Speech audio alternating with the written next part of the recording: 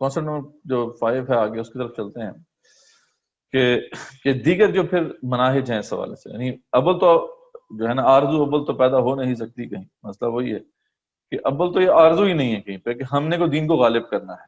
اکثریت مسلمانوں کا حال تو یہ ہے کہ وہ اپنی غلامی پر راضی ہیں. ٹھیک ہے جی. ظاہری بات ہے اگر آپ جہاد کے قائل نہیں ہیں اور اگر آپ یہ نہیں سمجھتے کہ دین کو غالب کرنے کے لیے ہمیں جدوجہد کرنی ہے تو اس کا مطلب یہ ہے کہ آپ غلامی پر راضی ہیں. اور امت مسلمہ کا آج کل جو حال ہے وہ تو یہ ہے کہ وہ غلامی کی حالت ہے. تو اس حوالے سے اول تو اس کی سوچ ہی نہیں ہے. ہاں اگر سوچ ہے بھی تو پھر منہج کے اندر جو ہے بہت سے مسائل ہیں. تو اب ہم دیکھتے ہیں کہ دیگر جو مناہج ہیں، ایک تو منہج ہم نے بتا دیا ہے کہ سول مزاحمت از دی اونلی وے فارورڈ، یہ ہمارا انالیسس ہے، ہم نے آپ کے سامنے سارے دلائل رکھے ہیں. لیکن کچھ دیگر مناہج بھی ظاہری بات ہے ایسی جماعتیں ہیں امت مسلمہ میں جنہوں نے اپنائے ہیں، یعنی وہ چاہتی یہی ہیں کہ دین غالب ہو، اللہ کا دین جو ہے سربلند ہو، لیکن اس کے جو منہج ہے اس حوالے سے جو انہوں نے کچھ جو ہم کہہ سکتے ہیں کہ کچھ غلطیاں ہوئی ہیں ان سے، اس کو ہم دیکھ لیتے ہیں. اگین قرآن و سنت کی بیس پہ ہی اور کچھ لاجیکل انالیسس کے بیس پہ ہی ہم اس کو انالائز کریں گے. تو سب سے پہلے جو ہے جو امت کے اندر ایک بڑے طبقے کے اندر یہ سوچ رہی ہے کہ الیکشن کے ذریعے سے کام الدین ہو جائے گا. کیا آپ الیکشن میں آئیں، لوگوں کو کنونس کریں، لوگ آپ کے ساتھ اگر آ جاتے ہیں، آپ کی بات مان لیتے ہیں، آپ کو ووٹ دے دیتے ہیں اور آپ حکومت میں آ جاتے ہیں تو پھر خود بہت تبدیلی واقع ہو جائے گی. لیکن ہم ویسے تو یہ بالکل اب فیکٹ ہے، آپ تو اس کو ایکسپلین کرنے کی بھی اتنی ضرورت نہیں ہے کہ پچھلی تقریباً تو ایک صدی یا یوں کہہ لیں کہ پون صدی جو ہے وہ گزر چکی ہے اس پورے پروسیس میں، اور ہم دیکھ چکے ہیں کہ ٹائم اینڈ اگین یہ بات غلط ثابت ہوئی ہے کہ اس کے ساتھ اس کے ذریعے سے کوئی تبدیلی نہیں آ سکتی. تو ہمارا اصولی اختلاف تو یہی ہے اس سے کہ الیکشن کے ذریعے کبھی بھی نظام تبدیل نہیں ہو سکتا. ٹھیک ہے، نظام چلانے کے لیے ہوتے ہیں الیکشن کے، یہ طے کرنے کے بھی کون چلائے گا اس نظام کو. اس لیے بہتر جو ہے کوئی امیگریشن پالیسی، کسی کی بہتر ہیلتھ پالیسی ہے، بس وہ اپنے آپ کو پریزنٹ کرتا ہے اور حکومت میں آ جاتا ہے. نظام کے بارے میں حوالے سے جو ہے جو بھی کمپیٹنگ پارٹیز ہوتی ہیں ان میں کوئی اختلاف نہیں ہوتا ہے. تو اس حوالے سے جو سب سے بڑی دلیل ہے وہ ہمیں قرآن مجید سے ملتی ہے. سورہ انعام میں اللہ تعالیٰ فرماتے ہیں کہ وَإِن تُطِعْ أَكْثَرَ مَن فِي الْأَرْضِ يُضِلُّوكَ عَن سَبِيلِ اللَّهِ، اگر آپ دنیا میں بسنے والوں کی اکثریت کے پیچھے لگیں گے تو وہ آپ کو لازماً گمراہ کر دیں گے. کیوں؟ کیونکہ ان یتبعون الا الظن، کیونکہ اکثریت کا حال کیا ہوتا ہے، وہ تو اپنے گمان پہ چلتے ہیں. اکثریت کبھی بھی جو ہے سوچ سمجھ کے فیصلہ نہیں کرتی ہے. اور یہ کوئی ایسی بات ہے جسے آپ کوئی نہ مانے، نہیں، یہ تو فیکٹ ہے. اکثریت تو دیکھتی ہے بس ہوا کا رخ جس طرف ہے وہ اس طرف چلے جاؤ. ٹھیک ہے جی، وہ تبدیلی آئی رہے بس، تو تبدیلی کے لیے سارے لوگ اس طرف ہو گئے. کوئی سوچا ہے نہیں کہ آگے جو ہے تبدیلی لانے والا خود کیا ہے. تو ان یتبعون الا الظن، وہ اپنے گمان پہ چلتے ہیں. وَإِنْهُمْ إِلَّا يَخْرُصُونَ، اور کیا سرائیاں کرتے ہیں. تو اکثریت کا حال یہ ہوتا ہے. ٹھیک ہے نا. ایک تو یہ دلیل ہے کہ قرآن مجید کی اس آیت کی روح سے اکثریت کے اوپر آپ رلائی نہیں کر سکتے. اور الیکشن میں ہے یہ مسئلہ یہ کہ اب الیکشن جو ہے، الیکشن میں جائیں گے، اکثریت آپ کو ووٹ دے گی تبھی آپ آگے بڑھیں گے. اب ذری بات ہے جو تبدیلی آپ لے کے آنا چاہتے ہیں، اسلام کو ہر سطح پر نافذ کرنا چاہتے ہیں، تو اکثریت تو اس کی قائل نہیں. ٹھیک ہے، اول تو بات ہے. دوسرا معاملہ جو ہے اس حوالے سے یہ ہے کہ اگر بالفرض آپ نے لوگوں کو کنونس کر بھی دیا، بعض اوقات سرکمسٹانسز ایسے پیدا ہو جاتے ہیں جیسے اخوان المسلمون کے ساتھ ہوا. عرب اسپرنگ کے بعد ان کے لیے اب بڑا اچھا موقع آ گیا تھا کیونکہ اور کوئی حکومت کے علاوہ اور کوئی جماعت تھی نہیں. تو اب حکومت کے خلاف جب لوگ ہو گئے تو جب الیکشن ہوئے تو اخوانی مطلب مین پولیٹیکل فورس تھی، انہی کو زیادہ جو ہے ووٹ ملے. تو اگر اس طریقے سے سینیریو بن جائے، جیسے الجزائر میں بھی ایسا ہی ہوا تھا کہ اور کوئی اپوزیشن چھوڑی نہیں تھی حکومت نے، تو جب جو ہے الیکشن کی بات آئی تو یہ ایک ہی آپشن تھا لوگوں کے پاس، الٹرنیٹیو اور کوئی تھا ہی نہیں. تو لوگوں نے پھر اسلامسٹ جو تھے ان کو ووٹ دے دیا. تو اس صورت میں بھی اگر آپ کسی طریقے سے، یعنی اول تو ہے کہ نارمل طریقے سے تو لوگ آپ کو کبھی بھی اکثریت جو ہے ووٹ نہیں دیں گے. لیکن اگر اس سینیریو میں سچویشن ایسی بن جاتی ہے کہ آپ کو میجورٹی ووٹ مل جاتے ہیں تو کیا پھر بھی تبدیلی آ سکتی ہے؟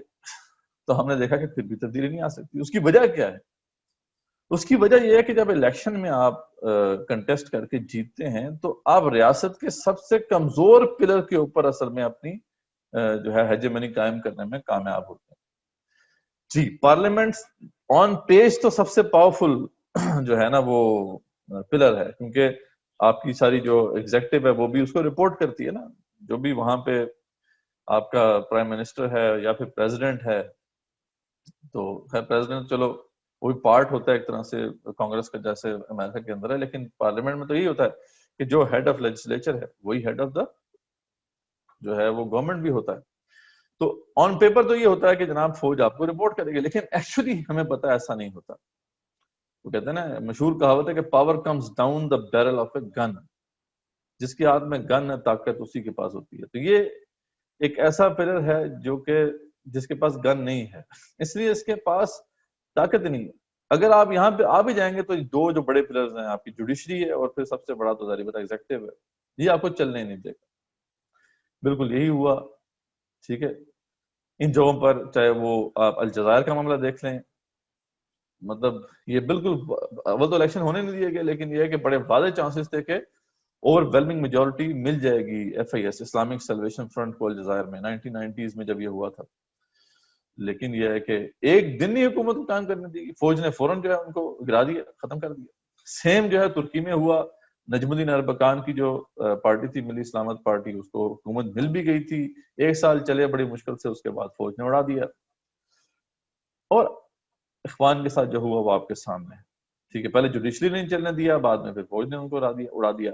تو معاملہ یہ کہ اس کے ذریعے سے اگر بالفرض آپ کسی طریقے سے الیکشن میں کامیاب ہونے میں کسی طریقے سے کامیاب ہو بھی جاتے ہیں،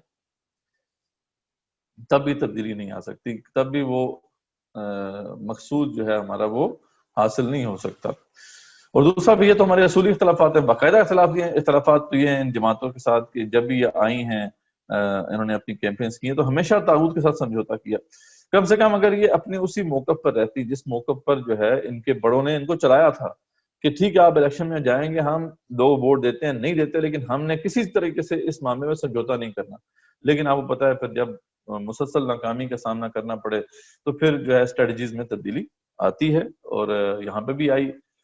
سمجھوتے کیے گئے، ہر دور کے ڈکٹیٹر کے ساتھ معاہدے ہوئے، تو رہی صحیح جو ساکھ تھی وہ بھی خراب ہوئی. ہاں اب کوئی سوچ جو ہے بن رہی ہے کہ جی الیکشن سے تبدیلی تو نہیں آتی، چلو اس کو استعمال کیا جائے، کم سے کم کچھ نہ کچھ تو یہاں پہ بھی ہمیں کام کرتے رہنا چاہیے. تو یہ بات ٹھیک ہے، چلو یعنی عرب ریاستوں کے اندر تو ٹھیک ہے بات سمجھ میں آتی ہے کہ وہاں پہ تو کوئی آپشن نہیں تھا. یعنی اگر آپ الیکشن میں رجسٹر نہیں ہوتے تو آپ کے وجود کو ہی قبول نہیں کیوں کرتا تھا. اس لیے وہاں کی جماعتیں مجبوراً جو ہے وہاں پر اگر الیکشن میں آئی ہیں اپنی اس کوئی لیگل سٹیٹس حاصل کرنے کے لیے تو وہاں تو بات بنتی ہے. لیکن پاکستان کے اندر معاملہ بہرحال دوسرا ہے. تو الیکشن کو ایز اے سائیڈ ایکٹیویٹی بے شک استعمال کیا کر لیں تو کر لیں، لیکن اس کے ذریعے سے تبدیلی کوئی نہیں آ سکتی. اور اس کو مرکز بنا لینا کہ بھائی اسی کے ذریعے سے تبدیلی آئے گی، یہ تو پھر کوئی سمجھداری نہیں ہے. اچھا، پھر اس کے بعد ایک اور طریقہ رائج ہے امت کے اندر. ایک جماعت ہے بڑی مشہور، وہ بھی اس کی قائل ہے، اور بھی کچھ لوگ اس کے قائل رہے ہیں. خود اخوان کے اندر بھی یہ سوچ رہی ہے کہ فوجی بغاوت کے ذریعے سے کیا میں خلافت ہو جائے گا. ٹھیک ہے، ہم جو ہے کچھ فوج کے اندر جو ہے کچھ لوگوں کو کنونس کریں گے اور رائے عامہ جو ہے ہم بار کریں گے، اور پھر جو ہے وہ جو ہے کوپ کر کے حکومت کے اوپر قابض ہو جائیں گے. کیونکہ فوج جو ہے سب سے اسٹرانگ پلر ہے موجودہ ریاستوں کا، تو اس لیے اگر وہاں پہ تبدیلی آ گئی تو پھر یہ نظام قائم ہو جائے گا، ختم بات. اللہ خیر صلی اللہ. اور اس حوالے سے پھر جو ایک جماعت ہے ان کی طرف سے تو بہت زیادہ پھر جو ہے ایک اس کو ریشنلائز بھی کیا گیا اور کہا گیا کہ یہ تو آپ کا طریقہ تھا معذل. یعنی یہ بات بڑی ایک ظلم کی بات کی انہوں نے کہ آپ کا طریقہ یہ تھا کہ آپ نے بھی اس طریقے سے جو ہے وہ جو بھی اوپر جو صاحب نصرت ہیں یا اہل قوت ہیں ان سے نصرت طلب کی اور ان کو نصرت ملی تو انہوں نے اس کے ذریعے سے ریاست قائم کر دی. اور وہ کہتے ہیں کہ ہجرت کے فوراً بعد مدینے کو جو ہے وہ کہتے ہیں اسلامی ریاست قائم ہو گئی تھی. اب یہ اس میں بہت سے پھر جو ہے اس کے اندر مسائل ہیں. ہم نے پہلے بھی ڈسکس کیا تھا کہ یہ اصل میں جو سٹیج تھی وہ ہجرت کی سٹیج جو ہے وہ ایکٹیویٹ ہو گئی تھی. ہجرت کی سٹیج اس وقت ایکٹیویٹ ہوتی ہے جب آپ کسی جگہ پر حق کی دعوت پیش کرتے ہیں اور اس کے مقابلے میں ریاست آپ کے اوپر ظلم کے پہاڑ توڑ دیتی ہے، یہاں تک کہ آپ کی جان کے در پہ ہو جاتی ہے. ایسی صورتحال میں پھر آپ کو ظاہری بات ہے کوئی راہ ڈھونڈنی ہوتی ہے کہ آپ وہاں پہ ہجرت کریں. تو یہ بیسیکلی وہ طلب نصرت جسے وہ کہتے ہیں، یہ وہ سٹیج ہے. اور یہ سوال ہے اب ان سے جو لوگ یہ سمجھتے ہیں کہ یہ آپ کی اسٹریٹجی کا حصہ تھا کہ آپ صلی اللہ علیہ وسلم کا اگر یہ اسٹریٹجی کا حصہ تھا تو پہلے دن سے آپ نے طلب نصرت کیوں نہیں شروع کر دی؟ آخر ایک خاص وقت میں آگے جا کر بالکل مکی زندگی کے اینڈ میں یہ طلب نصرت کا معاملہ کیوں ہوا؟ تو ہم نے اس پہ انالیسس پہلے بھی کیا تھا. یہ بیسیکلی ہجرت کی سٹیج تھی جو ایکٹیویٹ ہو چکی تھی, اور اس میں پھر جو ہے آپ صلی اللہ علیہ وسلم ڈھونڈ رہے تھے کوئی جگہ جہاں پہ آپ کو ملے, کوئی تمکن ملے, اور اسی اسنا میں پھر جو ہے اللہ کی طرف سے خصوصی مدد ہوئی, اور اہل یثرب جو تھے وہ آپ کو وہاں پہ لے کے گئے اور آپ وہاں پہ سردار بنے. تو ایک تو یہ بات ہے جس کو ہمیں مد نظر رکھنا ہے. دوسرا یہ کہ وہ ایک ٹرائبل سوسائٹی تھی, اس کو ایک ریاست سے, جو ریاست ایک جدید تصور ہے, اس سے کمپیئر کر دینا بالکل مینوان, یہ بھی بات درست نہیں ہے. کیونکہ ریاست جو ہوتی ہے, جیسے آج ہم ریاست کہتے ہیں, وہ تو وہ ہوتی ہے کہ body of people living in a defined territory organised in defined territory اور آرگنائزڈ پولیٹیکلی, ٹھیک ہے, جو کہ ایک کچھ لوگ ہوں جن کے اوپر وہ اس کی ٹیریٹری ڈیفائن ہو, ٹھیک ہے, ایک لوگ ہیں ٹیریٹری میں رہتے ہیں, اور ان کے اوپر جو ہے ایک حکومت ہوتی ہے جو کہ پھر اسٹیٹ کا ایک سمجھ لے کہ ایک اسٹرکچر وجود میں آتا ہے. It has the power to make and enforce laws without the concept of any higher authority, یعنی اس کے پاس کمپلیٹ جو ہے اٹانومی ہوتی ہے اس حوالے سے کہ وہ لاز کو میک کر سکتے ہیں اور انفورس کر سکتے ہیں. یعنی اس ٹیریٹری کے اندر کوئی اور یہ کلیم نہیں کر سکتا کہ میرے پاس یہ رائٹ ہے کہ میں جو مرضی حکومت جو ہے جس طرح مرضی جو ہے وہ اپنے لاز چلاؤں, اور it must have a population, territory, sovereignty and a form of government. تو یعنی یہ ساری جو ہے تفصیلات ماڈرن اسٹیٹ کا جو کانسیپٹ ہے اس کے اندر میں نظر آتی ہیں. لیکن ٹرائبل سوسائٹی بہرحال جو ہے سے ڈفرینٹ ہوتی ہے. وہاں پہ آپ کو پتا ہے کہ سینٹرل جو پاور تھی وہ حجاز کے پاس تھی, جو قریش کے پاس تھی. حجاز اگر اس کو آپ ٹیریٹری کنسیڈر کریں بڑی, اس کے اندر سینٹرل پاور جو تھی وہ قریش کے پاس تھی, اور مدینہ جو تھی وہ ایک چھوٹا سا ایک فیکشن تھا اس کے اندر, چھوٹا سا, اور وہاں پہ وہ یہ کلیم نہیں کر سکتے تھے کہ ہماری جو ہے یہاں پر ایک اسٹیٹ کرائم ہے. اس میں پھر یہ بھی معاملہ تھا, ہم دیکھتے ہیں کہ ایون کہ صلح حدیبیہ تک بھی یہ سچویشن تھی. صلح معاہدہ جو ہے اس کے اندر یہ واضح نظر آتا ہے کہ آپ صلی اللہ علیہ وسلم نے آپ صلی اللہ علیہ وسلم کے پاس اگر یہودی جو تھے جو کہ اسی مدینے کے اندر رہتے تھے, ان کے پاس یہ آپشن تھی کہ وہ چاہیں تو آپ سے آ کے اپنے فیصلے کروا لیں یا چاہے اپنی مرضی سے فیصلے کریں. یہ ایک ایسی ریاست ہے کہ جس کے اندر ایک قانون بھی نہیں ہے, یعنی کچھ لوگوں کو یہ اجازت دی گئی ہے کہ آپ اپنی مرضی سے اپنے قانون کے مطابق فیصلے کریں. تو یہ سورہ مائدہ میں موجود ہے کہ فَإِن جَاءُوكَ, جب آپ کے پاس وہ آئیں, فَاحْكُم بَيْنَهُمْ أَوْ أَعْرِضْ عَنْهُمْ, تو آپ ان کے درمیان فیصلہ کیجیے یا ان سے اعراض کیجیے. ٹھیک, اگر وہ آپ کے پاس آئیں, پہلے تو آپشن ان کے پاس ہے, آتے ہیں تو پھر آپ ان کے درمیان فیصلہ کیجیے یا پھر اعراض کیجیے. تو یہ جو اس طرح کی ارینجمنٹ ہے کسی اسٹیٹ کے اندر نہیں ہوتی. تو ہم وہ کہہ رہے ہیں کہ ایپل کو ایپل سے کمپیئر کرنا چاہیے. ان سوسائٹیز کو بالکل آپ آج کی ایک ٹرائبل سوسائٹی کو آپ کے ماڈرن اسٹیٹ سے کمپیئر کرنا یہ مناسب بات نہیں. اور اس بنا پر جو انہوں نے اخذ کیا ہے وہ بہت غلط ہے. وہ یہ ہے کہ جہاد کو انہوں نے پھر کہہ دیا کہ یہ نہیں ہو سکتا, کیونکہ یہ نتیجہ اخذ کر لیا کہ خلافت اور اسلامی ریاست قائم کرنے سے پہلے کوئی جہاد نہیں ہے, اس سے پہلے طلب نصرت ہی ہے. یہ بہت بڑا ظلم ہے, کیونکہ جہاد جو ہے اس کا حکم اللہ تعالیٰ دیتے ہیں, اور جتنے بھی احکامات ہیں حکم اللہ دیں گے, اور اللہ ہی اس کی علت طے کریں گے, اس کے اسباب طے کریں گے جس کے اندر وہ حکم جو ہے وہ لاگو ہوتا ہے. تو اللہ تعالیٰ نے واضح بتا دیا وَقَاتِلُوهُمْ حَتَّىٰ لَا تَكُونَ فِتْنَةٌ وَيَكُونَ الدِّينُ كُلُّهُ لِلَّهِ, قتال کرو یہاں تک کہ فتنہ ختم ہو جائے اور دین کل کا کل اللہ کے لیے ہو جائے. تو یہ اللہ تعالیٰ نے ڈیفائن کر دیا اس کی علت, یعنی کہ جب دین اللہ کا نہ ہو, کفر کا فتنہ پھیلا ہو, تو قتال فرض ہو جاتا ہے, واجب ہو جاتا ہے. اس میں یہ کہیں پہ یہ نہیں لکھا ہوا کہ پہلے اسلامی ریاست قائم ہوگی تبھی قتال جو ہے اس کے بعد فرض ہوگا, بلکہ جہاد کرنے کا مقصد یہ ہے کہ اسلامی ریاست قائم ہو. جہاں پہ اسلامی احکامات نہیں ہیں وہاں اسلامی ریاست نہیں ہے, تو ادھر جہاد کی جائے, وہ کیا جہاد جو ہے اس کا فریضہ ادا کیا جائے گا, تو پھر اسلامی حکومت قائم ہوگی. تو یہ جو بات ہے بالکل درست نہیں ہے. اس کو یوں سمجھے کہ آپ صلی اللہ علیہ وسلم جو ہے وہ اس کا جو منہج ہے, ان کا طریقہ کار ہے, اس کو اگر انالائز کرنا ہے تو دیکھنا چاہیے کہ اس سے پہلے اللہ کا حکم کیا ہے جس کے اوپر انہوں نے عمل کیا ہے, نہ کہ آپ صلی اللہ علیہ وسلم کی جو کوئی ایکشن ہے وہ آپ نے اسی کو بنیاد بنا لیا اور اس کے پیچھے حکم کو نہ دیکھا. تو پھر جو ہے اس وجہ سے مس انڈرسٹینڈنگ پیدا ہو سکتی ہے, جیسے کہ یہاں پہ ہوئی ہے کہ میں نے بتایا کہ وہاں پہ اللہ کا حکم آ گیا تھا ہجرت کے حوالے سے, اور یہی پھر آپ صلی اللہ علیہ وسلم جو تھا, آپ صلی اللہ علیہ وسلم تھے وہ اسی حکم کے اوپر جو ہے اس کی تعمیل کر رہے تھے, تبھی انہوں نے وہ طلب نصرت کی تھی, ورنہ یہ معاملہ نہ ہوتا. تو یہ تھوڑی سی مس انڈرسٹینڈنگ اس حوالے سے جو موجود ہیں. سیرت نبوی صلی اللہ علیہ وسلم نصرہ کے نام سے قیام الدین کے لیے ایک نیا مرحلہ اخذ کرنا, یعنی صاحب قوت سے نصرت طلب کرنا, یہ بھی ایک کوئی ایسے معاملہ نہیں, نہ تو کہیں پہ قرآن میں موجود ہے, نہ حدیث میں موجود ہے, آپ صلی اللہ علیہ وسلم نے کوئی ایسا ذکر کیا ہے. ہاں بس آپ صلی اللہ علیہ وسلم کا کچھ جو ہے طرز عمل ہے جو ایک خاص کانٹیکسٹ میں جس کو بنیاد بنا کر یہ ایک جو ہے وہ طریقہ کار اخذ کر لیا گیا ہے. تو اس حوالے سے ہمیں بڑا کلیئر ہونا چاہیے. یہ بہرحال ایک اصولی اختلاف ہے کہ ان لوگوں سے جو چاہتے ہیں کہ اس کے ذریعے سے تبدیلی آ جائے گی. اور دوسری بات یہ ہے کہ ایک فیکٹ کی, یہ بھی ایک فیکٹ ہے کہ فوجی بغاوت کے ذریعے سے ایک بندہ اوپر آتا ہے خالی، ٹھیک ہے، نیچے جو پوری ریاستی مشینری ہوتی ہے وہ وہیں ہوتی ہے، وہ اسی جگہ پہ انٹیکٹ ہوتی ہے. اس لیے اکثر ایسا دیکھا گیا ہے کہ جب بھی اس طرح کی بغاوت ہوتی ہے تو پھر صحیح معنوں میں تبدیلی نہیں آتی ہے، ٹھیک ہے، صرف جزوی تبدیلی تو آ سکتی ہے. جیسے یہاں پہ ضیاء الحق صاحب آئے، وہ بھی نیک تھے، دین کو پسند کرنے والے تھے، لیکن جزوی تبدیلی لا سکے، کیونکہ نیچے تری بات ہے پوری جو اسٹیٹ کے مختلف ڈپارٹمنٹس ہیں، انسٹیٹیوشنز ہیں، وہ تو اپنی جگہ پہ انٹیکٹ ہیں.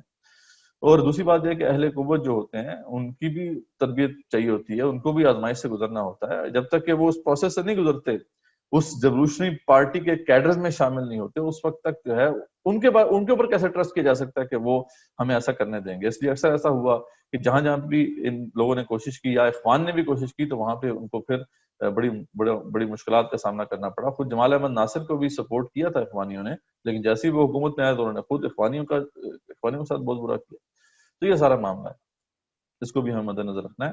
اگین ریئلٹی بھی یہی ہے کہ فوجی بغاوت کے بعد بھی تبدیلی لانا ممکن نہیں، کیونکہ بیوروکریسی ہے، دیگر ادارے اپنی جگہ موجود رہتے ہیں، ان میں کوئی تبدیلی نہیں آتی. تو یہ دوسرا ایک طریقہ ہے بڑا، اس کو بھی ہم نے انالائز کر لیا. تیسرا جو ہے وہ تو بالکل ایک ایسی بات ہے جو کہ مطلب جس کی کوئی بنیاد ہے ہی نہیں، اور ہم پہلے بھی اس کو رد کر چکے ہیں. وہ چند جو ہے ضعیف روایات کی بنیاد پر اور کچھ قرآن کی آیات کے غلط انٹرپریٹیشن کی بنیاد پر اس منہج کو گھڑا گیا ہے، اور وہ ہے کہ محض تبلیغ کے ذریعے سے یا افرادی اصلاح کے ذریعے سے. اب اس کے مختلف ورژن ہیں، ٹھیک ہے جی، ہم خود تربیت کر رہے ہیں لوگوں کی، معاشرے کی تربیت کر رہے ہیں، تربیت معاشرہ کر رہے ہیں، اسی سے اچھے لوگ نکل آئیں گے، اچھے لوگ آئیں گے، وہ اوپر جو ہیں حکومت میں پہنچ جائیں گے اور اس طریقے سے تبدیلی آ جائے گی. خود بخود یہ مسئلہ کہ خود بخود میں نے ایسے کہا تھا، یہ مسئلہ کہ خود بخود ہے. تو محض تبلیغ کے ذریعے سے تبدیلی آ جائے گی، صرف انفرادی اصلاح کے ذریعے سے تبدیلی آ جائے گی، یہ ممکن نہیں ہے. اس والے سے جو ایک دلیل پیش کی جاتی ہے کہ بعد اللہ الذین آمنوا منکم وعملوا الصالحات لیستخلفنہم فی الارض، کہ جی جو ایمان لائیں گے، ہم نے صالح کریں گے، اللہ تعالیٰ کا وعدہ ہے ان سے کہ اللہ لازماً خلافت عطا کرے گا. ہم پہلے بھی رد کر چکے ہیں اس بات کو کہ اعمال صالح کے اندر تو جہاد شامل ہے، یعنی اعمال صالح کے اندر سے جہاد کو نکال کیسے دیا؟ آپ کی مرضی پہ تو موقوف نہیں ہے نا یہ بات. اور پھر ساتھ ہی فرمایا خما استخلف الذین من قبلہم، ایسے پہلے لوگوں کو خلافت نصیب ہوئی تھی، اور ہم سے پہلے لوگ بنی اسرائیل تھے اور ان کو خلافت جو نصیب ہوئی تھی وہ بھی جہاد کے ذریعے سے ہوئی تھی. اس کو ہم پہلے دیکھ چکے ہیں. اور یہ بات اللہ تعالیٰ نے واضح طور پہ بار بار جہاں پہ بھی جہاد کا ذکر آیا ہے، حکم جہاد آیا ہے، وہاں پر یہ بات اللہ نے واضح کی ہے. جیسے سورہ محمد میں اللہ نے فرمایا کہ یا ایھا الذین آمنوا ان تنصروا اللہ، اے ایمان والو اگر تم اللہ کی مدد کے لیے تیار ہو گے، یعنی تم اللہ کے راستے میں کھڑے ہونے کو تیار ہو، ٹکر دینے کو تیار ہو، تو اللہ تمہاری مدد کرے گا. تو تنصر اللہ ینصرکم ویثبت اقدامکم، تو وہ تمہاری مدد کرے گا اور تمہارے قدموں کو جما دے گا. ایسے کوئی نہیں ہونے والا، آپ نے کچھ نہیں کرنا، آپ بس جو ہے دعاؤں پہ آپ بھروسہ کر رہے ہیں یا اپنی اصلاح کر رہے ہیں، تو یہ تبدیلی واقع نہیں ہونے والی. پھر اس کے بعد آرم ریزسٹنس کا طریقہ ہم پہلے دیکھ چکے ہیں کہ اس سے کوئی فائدہ نہیں ہے، کیونکہ وسائل میٹر کرتے ہیں، اس پہ بھی ہم بات کھل کے کر چکے ہیں. دوسری بات ایک اور بڑا اہم معاملہ ہے کہ اب جو ہے اگر آپ آرم ریزسٹنس کرتے ہیں، خاص طور پہ اس معاشرے میں جہاں پہ چلو کلمہ گو مسلمان ہی ہیں، تو کولیٹرل ڈیمیج بہت زیادہ جو ہے وہ بہت زیادہ مطلب نقصان دہ ہے، کیونکہ یہاں پہ کفار نہیں ہے آگے، اس میں کچھ اچھے مسلمان بھی ہو سکتا ہے کہ اس کولیٹرل ڈیمیج میں آ جائیں. اور خاص طور پہ ظاہری بات ہے جب آپ اتنی بڑی آرمی سے ٹکر لیتے ہیں تو پھر آپ کو پھر دوسرے ٹیکٹک استعمال کرنے پڑتے ہیں، آئی ای ڈیز استعمال کرنی پڑتی ہیں، وہ جو ہے آپ کی سوسائڈ بومبنگ کرنی پڑتی ہے. تو یہ تو پھر بڑی ایسی چیزیں ہیں جو کفار کے خلاف تو ٹھیک ہے اس ڈیسپریٹ سچویشن میں جائز ہے علماء کے نزدیک، لیکن مسلمانوں کے خلاف کرنا جہاں پہ کئی مسلمان اس کی زد میں آ جائیں، ایک مسلمان جان کی جو حرمت ہے اس کی مطلب اس کو بھی خیال ہمیں رکھنا ہے. اور سورہ نساء میں آتا ہے کہ وَمَن يَقْتُلْ مُؤْمِنًا مُتَعَمِّدًا فَجَزَاؤُهُ جَهَنَّمُ، جس طریقے سے غضب اللہ تعالیٰ کا وہاں پہ نازل ہوا ہے کہ جس نے بھی قتل کر دیا کسی مومن کو جان بوجھ کے، اس کی جزا جہنم میں خالدن فیہا، رہے گا اس میں ہمیشہ ہمیشہ. وغضب اللہ علیہ، اللہ کا غضب ہے اس کے اوپر، ولعنہ، اس کی لعنت ہے، وعد لہ عذابا عظیما، اور اس کے لیے وعدہ ہے عذاب عظیم کا. اتنی سخت وعید ہے کسی مسلمان کو جان بوجھ کے جو ہے مار دینا. تو ظاہری بات ہے اس طریقے سے جو ہے اگر کیا جائے گا معاملہ، گریلا جنگ کی جائے گی اسلامک سوسائٹی کے اندر، تو اس کا بھی خدشہ ہے کہ بہت سی پھر جو ہے معصوم جانیں بھی جائیں گی. تو یہ ان وجوہات کی بنا پر یہ طریقہ بالکل بھی مناسب نہیں ہے. ایک اور جو اختلاف اس والے سے نظر آتا ہے، اسی پہ ہم اسے ختم کریں گے، وہ یہ ہے کہ ٹھیک ہے نظریہ تو ٹھیک ہے، منہج بھی ٹھیک ہے، لیکن ایک سوچ ہے جو کہ پھیلائی جا رہی ہے کچھ فیکشنز کی طرف سے کہ جو بھی اس والے سے جو ریولوشنری پارٹی ہوتی ہے اس کے امیر کا محاسبہ نہیں ہو سکتا. ٹھیک ہے، تو اب یہ ایک بڑا خطرناک معاملہ ہے. کیونکہ ہمیں پتا ہے کہ یہ تو صرف ایک نبی یہ کہہ سکتا ہے کہ میرا محاسبہ نہیں ہو سکتا، ٹھیک ہے، کیونکہ ایک نبی جو ہوتا ہے علیہ السلام وہ اللہ کی پروٹیکشن میں ہوتا ہے، اس کے علاوہ تو کسی کے پاس حق اصل نہیں کہ وہ یہ کہہ دے کہ میرا محاسبہ نہیں ہو سکتا، ٹھیک ہے. اور یہ تو یعنی خلفاء راشدین جیسی عظیم ہستیاں تھیں، وہ یہ کلیم نہیں کرتی تھی کہ ہمارا محاسبہ نہیں ہو سکتا، بلکہ وہ بھی اپنے آپ کو پیش کرتی تھی محاسبے کے لیے. تو یہ تصور کے یعنی ایک کچھ لوگ کہہ رہے ہیں کہ جی امیر جو ہے آپ ان کے ساتھ آنکھیں بند کر کے چلیں گے، اگر آپ کو ان سے اختلاف ہوتا ہے تو آپ چھوڑ کے چلے جائیں. تو اتنا یعنی اس طرح کی جو اجتماعیتیں ہیں جن کی بنیاد ایک شخص کے اوپر ہے، وہ بھی یعنی اس حوالے سے ناکامی کا شکار ہوں گی. اس کی وجہ یہی ہے کہ یہ جو اسٹرگل ہے اس کے اندر جنریشنز کی جو ہے جدوجہد درکار ہے. تو یہ کتنی مطلب یہ ہے کہ ایک رسکی معاملہ ہے کہ آپ ایک شخص کے اوپر آپ سارے کے سارے وسائل دیتے ہیں. بڑی بات ہے جب اسٹرگل ہوگی تو وسائل بھی لگیں گے، آپ کی جانیں کھپیں گی، آپ کے مال کھپیں گے، یہ سب کا سب جو ہے ایک بندے کے ہاتھ میں دے دینا یہ ایک مناسب طرز عمل نہیں ہے. اور پھر بھی اور خاص طور پہ اس بندے کے ہاتھ میں جو یہ کہے کہ جی میرا تو محاسبہ ہی نہیں ہو سکتا. تو یہ بھی جو منہج ہے بالکل جو ہے وہ کامیابی سے کنار ہونے والا نہیں ہے. تو یہ جی کچھ مناہج ہم نے دیکھ لیا.